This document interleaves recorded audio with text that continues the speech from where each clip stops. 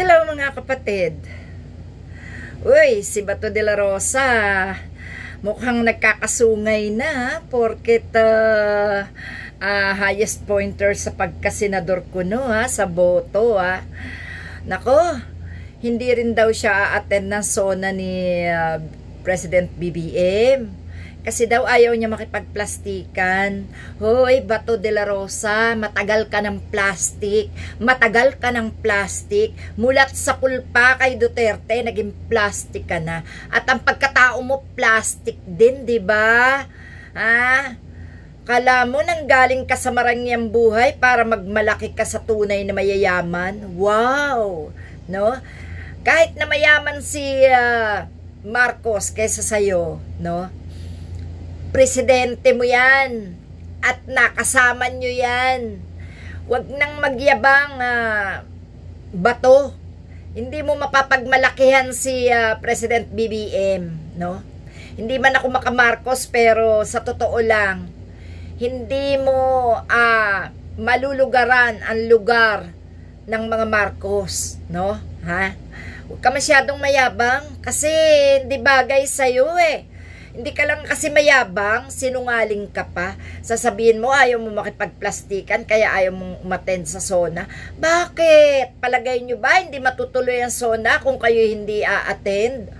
Sus Mariosep, hindi naman kayo mahalaga sa SONA kasi hindi naman kayo makatao, no? Para sa taong bayan niyang SONA, para ilantad ni Marcos ang kanyang mga nagawa at ang kanyang mga gagawin pa.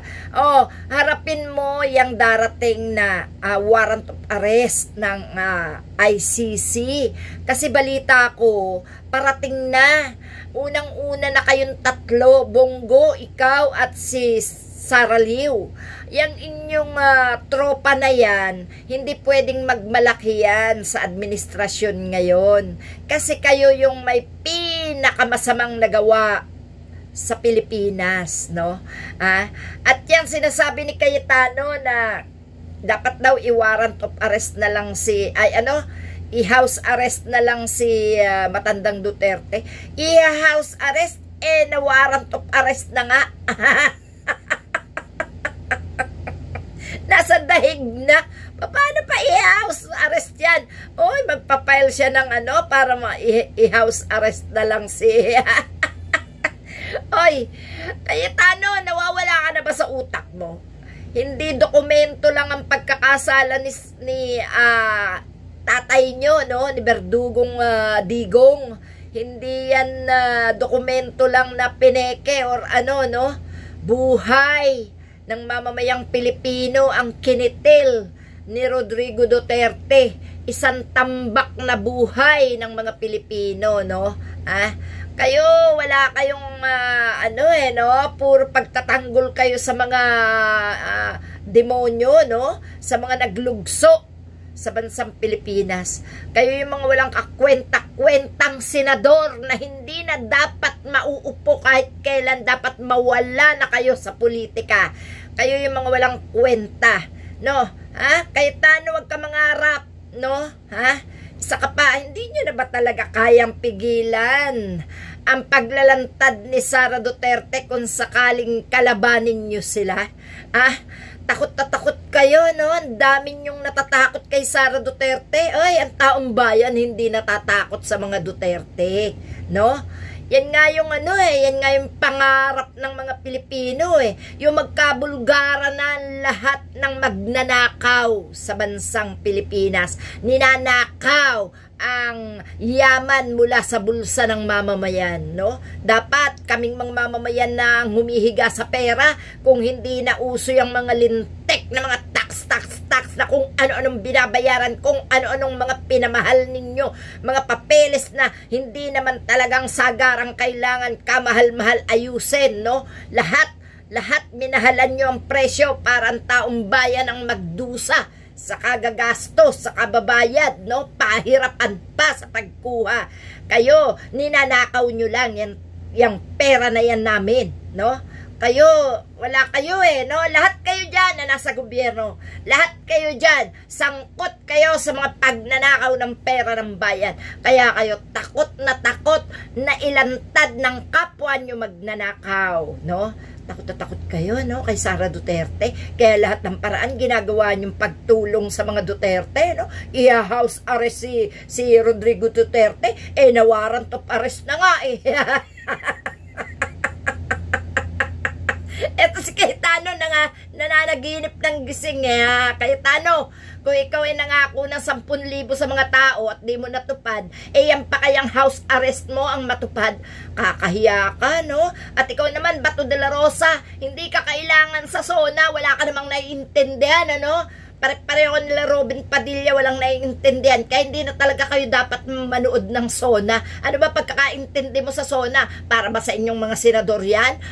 Hindi. Dahil yung pagiging senador nyo nga hindi rin kinikilala ng taong bayan So what? Kundi kayo umattend sa SONA, wala kaming pakialam. Dati-rati pinagsisigawan nyo, ang ganda-ganda, no? Pabor na pabor sa mga Marcos. Ngayon, sinong plastic?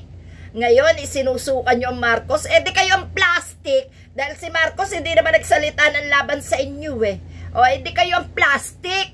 Plastic ka talaga, Bato de la Rosa, no? Magmamalaki ka pa. Kunyari ka pa Hindi ka plastic. Ayaw mo makipagplastikan pag umattend ka ng SONA.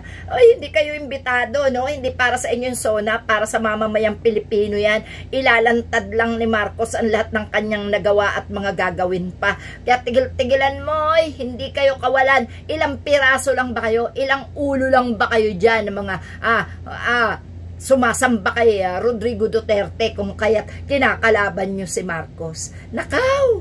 Mga plastic! Buti pa orokan sa inyo Kesa naman kayo mga plastic labo, madaling matunaw. Tama na, Bato. Tama na, Cayetano. Magsama kayong dalawa. Magsama-sama kayo ni Sara Duterte, no? Sa kayo makakarating. Lahat na lang ng bansa nilapitan ni Sara Duterte para sa kanyang ama. Naku po, kakahiya. Kung saan na naman bansa pumunta, kaya daw hindi makakatin ng SONA. Kasi makikiusap na naman. Walang aampon sa tatay mo. No? Hindi na makakauwi ang tatay nyo. No? At yung bili ng tatay nyo, tuparin nyo na lang, kayo na lang ang tutupad niyan. Okay, no, Huwag masyadong magdadadaldal ng hindi kayang patunayan, yung bang patunayan na hindi kayo plastic. Nakaw! Yan, yung dinadaldal nyo na ayaw nyo makipagplastikan, plastic kayo, no? Okay, mga kapatid, yan ang sabi ni Bato de la Rosa, hindi siya atin ng SONA dahil daw ayaw niya makipagplastikan. Ang sabi naman ni Cayetano, i-house arrest na lang daw si Duterte. Na-aresto na nga nawaran to para sa, akala nyo ba may isahan nyo pa ang ICC? Nakaw, sa mga ipinakita nyo ng mga katarantaduhan, mga kung ano sinasabi nyo, lalo na yung mga pagtuligsa nyo sa ICC, lalo lang hindi makakawala ang tatay nyo, no? Cayetano, tuparin mo yung 10,000 pangako mo para naman maniwala sa iyo ang tao, no? Okay. At ikaw, Bato de la Rosa, plastic ka. Okay.